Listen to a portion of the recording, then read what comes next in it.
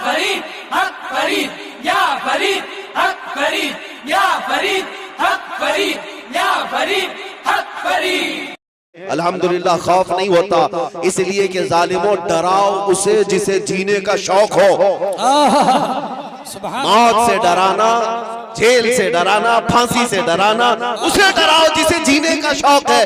हम तो रोज रात ये सोच करके सोते हैं कि कब मलकुल मौत आए, रूह कब्ज करे और हमारे नबी से हमारी मुलाकात कराए। सुभान अल्लाह, सुभान। नारे तकबीर, नारे रिसालत, इज्तिमाए पैगामे हक, उलमाए अहले सुन्नत, मुफ्ती मोहम्मद सलमान साहब क़िबला अज़हरी, नारे तकबीर, सुभान अल्लाह। शबे गोर भी उसी गुल से मुलाकात की रात। अजीज़ान गिरामी वक़ार, मैं बात ये कह रहा था, आप अपना जोश थोड़ी देर के लिए खामोश रखें, थोड़ी देर के लिए।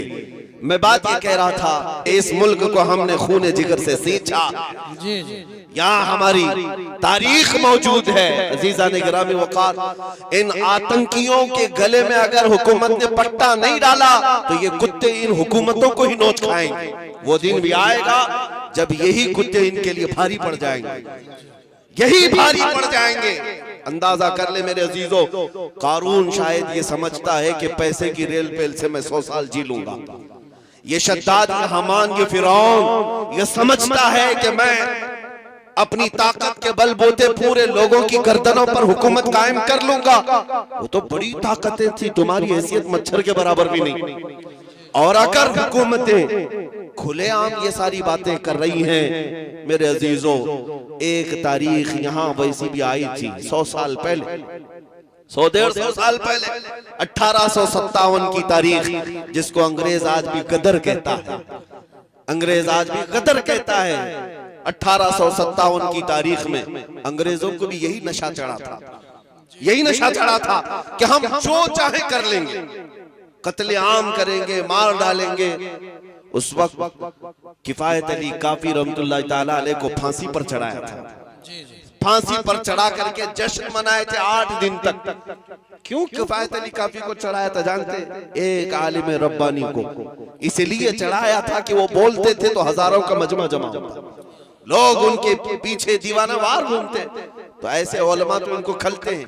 फांसी पर चढ़ा करके 8 दिन तक जश्न मनाया था, लेकिन खुदाई कानून उन्हें मालूम नहीं। तुम एक किफायत अली काफी को जो ये कहता था कोई गुल बाकी रहेगा न चमन रह जाएगा और रसूलुल्लाह का दीने हसन रह जाएगा, फांसी पर चढ़ा करके तुमने ये सोचा कि एक आशिक रसूल की जुबान बंद कर दिया, उसे गर्दन से अलग करके जिस्म को अलग कर दिया। अब उम्मत ठंडी हो जाएगी, ये जमात सो जाएगी। लेकिन मौला ताला का एहसान तो देखें, मुरादाबाद ज्यादा दूर नहीं है। किफायत अली काफी को यहाँ फांसी पर चढ़ा रहा है अंग्रेज, और मौला पड़ोस में बरेली में इमाम अहमद रजा को पैदा कर रहा है। ज्यादा फासला न शहरों का है न तारीख का है। एक आशिक रसूल अगर तुम्हारे हाथों फांसी पर चढ़ा है तो अल्लाह ताला ने दूसरा ऐसा आशिक पैदा किया जिसने करोड़ों दिलों में ये इश्क भर दिया, करूं तेरे नाम पे जां फिदा, न बस एक जां दो जहां फिदा, दो जहां से भी नहीं जी भरा, करूं क्या करोड़ों जहां नहीं। मैं बात ये करना चाहता हूँ, तुम जितने चिराग बुझाओगे मौला उतने चिराग और रोशन फरमाए। सुभान अल्लाह, सुभान अल्लाह। जिसको जिसको तुम पकड़ करके कत्ल करने की धमकियां देते हो, ये इस्लाम न कल मिटा था न आज मिटा है, ना सुबह क़यामत तक मिटा सकोगे। अल्लाह ने कुरान पाक में फरमाया है, युरीदूना लियुत्फिउ नूरल्लाहि बिअफ़वाहिहिम वल्लाहु युरीदु अन युतिम्मा नूरहु वलौ करिहल काफिरून। मुशरिकीन ये चाहते हैं कि अपने मुंह के फूंकों से अल्लाह के चिराग को बुझा दें, और ये हो नहीं सकेगा। अल्लाह अपने चिराग को रोशन करके रहेगा, काफिर अगरचे इसको नापसंद करें, काफिर अगरचे इसको नापसंद करें। मेरे अजीजों, बात सिर्फ इतनी मुझे करनी है, तुम्हारा अपना रोल क्या होना चाहिए? क्या यही जोश के नारे जो हम पिंडाल में बैठ करके करें? क्या हमारी यही तकरीरें जो जलसे तक रहे? नहीं मेरे अजीजों, हमारा लक़ब, एक मोमिन का लक़ब ये था कफन बरदोश। ये सीने पर बल्कि अपने कंधे पर कफन लेकर के चलता है, इसे मौत से खौफ नहीं है। तो ये खौफ जब तुम्हारे सीने से निकलेगा तो हक बोलने की हिम्मत उतनी बढ़ती चली जाएगी। ज्यादा से ज्यादा तुम्हें किस बात से डराया जाता है आज? फांसी से, ये सबसे हाईएस्ट सजा है ना, या जेल से? ये दोनों चीजें एक मोमिन के लिए कोई माने नहीं रखती। जेल की सलाखों पर जाने के बाद बुजुर्गों ने लिखा भी है कि ऐ मोमिन घबराना नहीं, अगर मुस्तफा के नाम पर गया है, अगर नबी पाक के नाम पर गया है, तो अंदर जाने के बाद हो सकता है तेरी माँ, तेरी बीवी, तेरे भाई देखने ना आए, लेकिन एक रात जरूर आएगी जब ताजदार मदीना खुद तशरीफ। सुभान अल्लाह, सुभान अल्लाह। वो भी खौफ नहीं रखना। हुजूर के इंतजार में हम दिन काट लेंगे, हुजूर के इंतजार में हम रातें काट लेंगे। और रही बात फांसी की, उसके मुतालिक भी रिवायतें मौजूद हैं कि जिन जिन गुलामों को जालिमों ने अपने हाथों से कत्ल किया या फांसी पर चढ़ाया, फंदा बाद में लगा, चेहरा मुस्तफा पहले मौजूद। सुभान अल्लाह, सुभान अल्लाह। वो नबी पाक सल्लल्लाहु तआला अलैहि वसल्लम तशरीफ फरमा थे। अजीजान गिरामी वकार, ये दो तमन्नाएं जिसके पास है, फिर उसे किस बात का खौफ है? बेखौफ जियो। ये मुल्क हमारा कल भी था, आज भी है। ये भीख में मांगा हुआ हमारा मुल्क नहीं है, और किसी की चापलूसी करके खरीदी हुई जमीन हमारी नहीं है।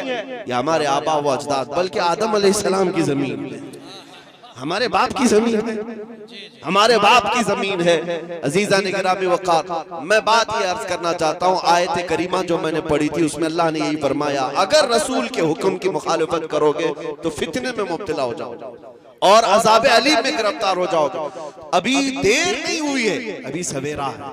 मैं नौजवानों को कहता हूँ, उस नुक्ते पर आ जाओ, उस पॉइंट पर जमा हो जाओ जहां रसूलुल्लाह सल्लल्लाहु अलैहि वसल्लम ने अपने सहाबा को छोड़ा था।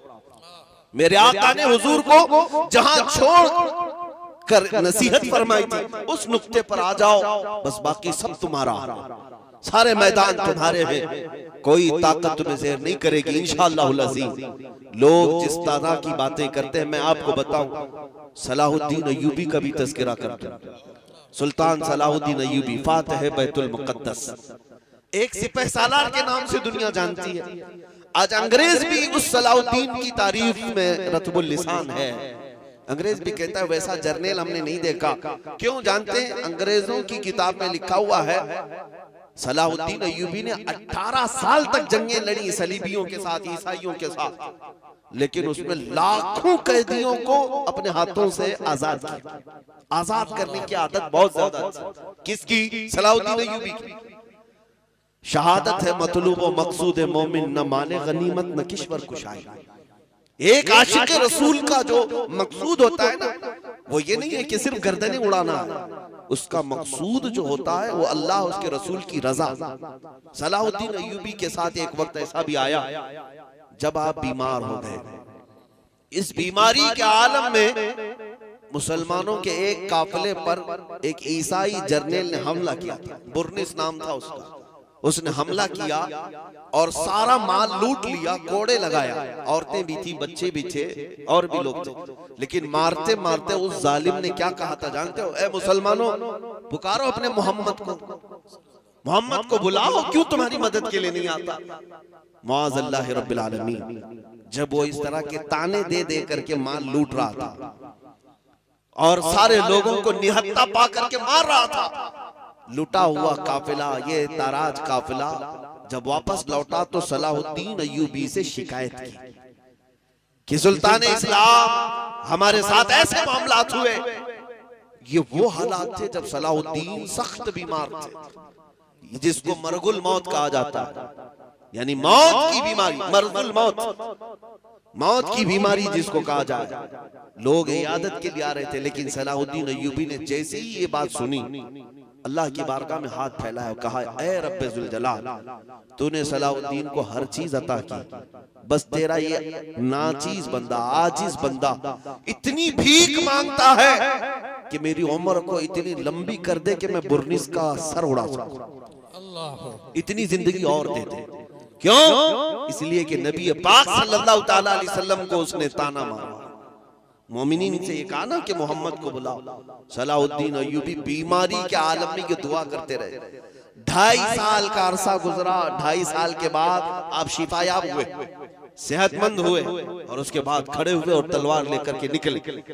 मोमिनीन की फौज को जगह जगह रवाना किया, मार के हुए। एक दिन वो आ भी गया जब ये बुरनिस हत्ते चढ़ गया मुसलमानों की। हाँ, गिरफ्तार हो गया। और मुसलमान जब फातिह की हैसियत से बैतुल मुकद्दस में आए और उस बुर्निस को पकड़ करके लाए, सलाहुद्दीन अय्यूबी की आदत तो थी कि गिरफ्तार कैदियों को रोज आजाद करता था, रोज आजाद करते थे। उस दिन भी जितने कैदी आए थे उनमें से अक्सर को आजाद किया। जब बुर्निस का नंबर आया, उसने कहा, ऐ सलाहुद्दीन, तुम्हारी आदत तो हमें पता है कि तुम गिरफ्तार कैदियों को माफी के बाद आजाद कर देते हो, मैं भी माफी मांगता हूं, मुझे अपने वतन जाने दे दो। सलाहुद्दीन अय्यूबी ने एक तारीखी जुमला कहा, ऐ बुर्निस, अगर तुझे मैं माफ कर दिया तो अल्लाह का अजाब मुझे गिरफ्तार करेगा, मैं अल्लाह के अजाब में गिरफ्तार हो जाऊंगा। तेरी जुबान से मैंने वो नाजेबा कलमा सुना है जिसको एक मोमिन सुन करके जिंदा रहना बेकार समझता।